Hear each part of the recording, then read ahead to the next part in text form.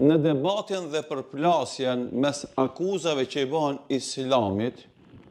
dhe tendencës për të nalë hovin e përhapjes së Islamit anë mban globit, gjejmë edhe këtë diskutim që bëhet në rrjetet sociale. Për shembull, kemi deklaratën se Islami është i rrezikshëm dhe ask me I am from Yemen. Unë flas sepse jetoj në Yemen. Është një tentativë për të përfaqësuar se kinse muslimanët sot e shohin Islamin si të rrezikshëm dhe vuajnë prej tij. Që t'jep përgjigje këtij anonimsi, Paul Williams,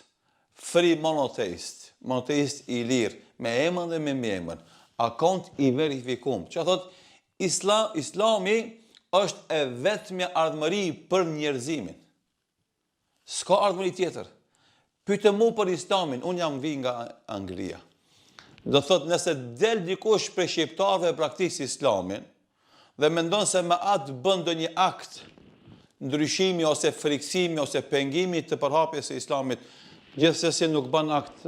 kombëtar ose advetar asesi, megjithëse ata mundohen me dalë me flamurat shqiponjës në kiqat e tyre kur promovojnë një lloj ndryshimi të nga ateisti, nga ignoranti në një krishter i cili pikpyetja sa kemi qenë krishter i zellshëm ose besimtar i vërtet edhe në katolicizëm, kemi na njerëz në perëndim që janë njerëz me emra të mëdhej, figura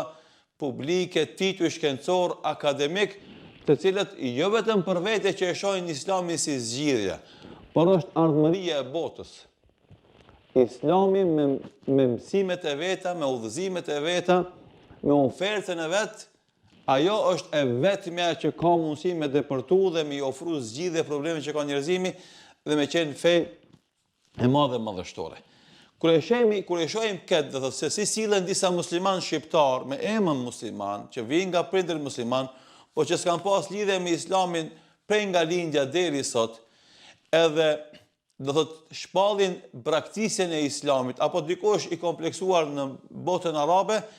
edhe shohim se si perëndimor njerëz me famë, njerëz të mëdhej pranojnë Islamin, neve na kujtohet ajeti kuranor në surën Muhammed, ajeti 38, ku Allahu Dhu Xhelal edhe shifni sura që quhet Muhammed, domthonë i drejtohet besimtarëve me një porosi të jashtëzakonshme që unë edhe ti ta kuptojmë se kështu ka me ndodhur në botë. Çka thot Allahu i Madhëshëm? Wa in tatawallu, nëse ju e braktisni Islamin, nëse ju ja ktheni shpinën Islamit, se Islami nuk është pronë e askujt, as e arabëve, as e turqve, as e shqiptarëve, as e pakistanazëve, as indonezianëve, as kujt.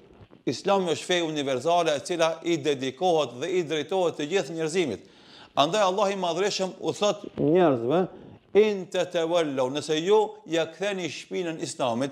yastabdil qauman ghayrakum, ju zaventson juve me popuj tjerë jashta juve, thumma la yakunu amthalakum, pastaj ata nuk kanë më qenë si ju.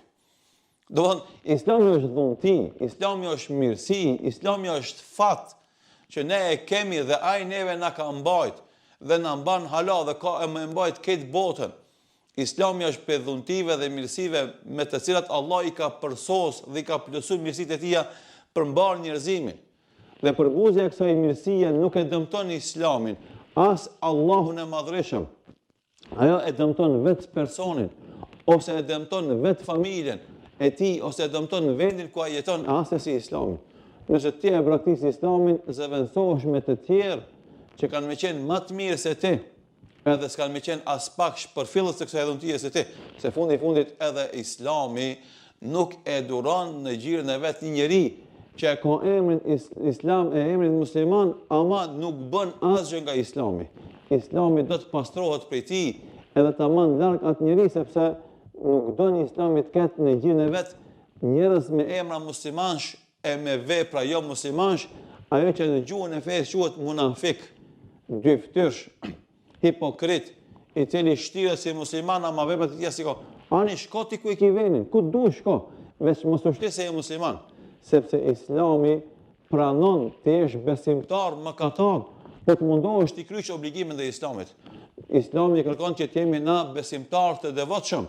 që të jemi shembullor të gjitha mejdanet e jetës sonë,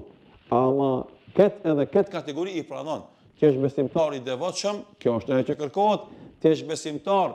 i cili kryen obligime ndaj Zotit dhe ke mëkate dhe këtë e pranon sepse është e natyrshme për njëri të dopt, ama asesi nuk e pranon munafikun, hipokritin, dyftyrshin, i cili shpreh si musliman, vjen nga një familje muslimane, han baklav për Bajram, ama s'ka nga Islami asgjë, thotë ti hes atje ku don me shku, shko ku e ki veni, mos rri në tufën e Islamit, sepse s'ki vend aty dhe pastrohet Islami për këtyre njerëzve dhe rrim rahat pastaj mes besimtarëve të devotshëm dhe besimtarëve mëkatar dhe bëjmë bisedë e këshillohemi mes vete që të gjithë bëhemi të devotshëm edhe të jemi më të mirë te Allahu xhall. Edhe një herë po them, kush do me praktikë Islamin e praktikë. Nuk dëmton Islami sepse ti e praktikë, e dëmton ti veten tonë. Edhe dije një sens se ti e praktikë Islamin, vijnë me dhjetra të tjerë që pranojnë Islamin dhe ata pastaj nuk janë si ti sepse ata janë intelektualisht më të ngritur, janë më të suksesshëm në karrierën e tyre, janë dobishëm për familjen dhe shoqërinë ku jetojnë ata, janë akademik, janë njerëz që lënë pas vete trashëgimi të madhe dhe normalisht kanë krenarin me Islamin, e cila shumë është e rëndësishme që unë edhe ti edhe çdo musliman i vërtet ta ketë, edhe të mos ndikohet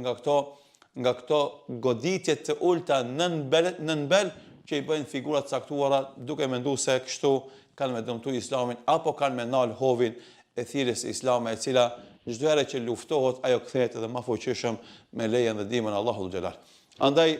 kushdo që praktikon Islamin le ta dinë se Allahu ka më zaventsuar ata me një popull tjetër që s'kan më qenë si ata dhe domodin kanë më dhënë kontribut për të pa hajrin edhe Islami, po edhe botën në përgjithësi. Allahu xhelal na i forcoft komën këtë fe, na bëft qels i hajrit dhe duri i sherrit, i ruajt besimtarët nga këto manipulime që bëhen e inshallah të vazhdojnë na me kontribu edhe për të mirën e Islamit, edhe për të mirën e vatanit inshallah taala. Do të shpëlojë. Selamu alejkum wa rahmatullahi wa barakatuh.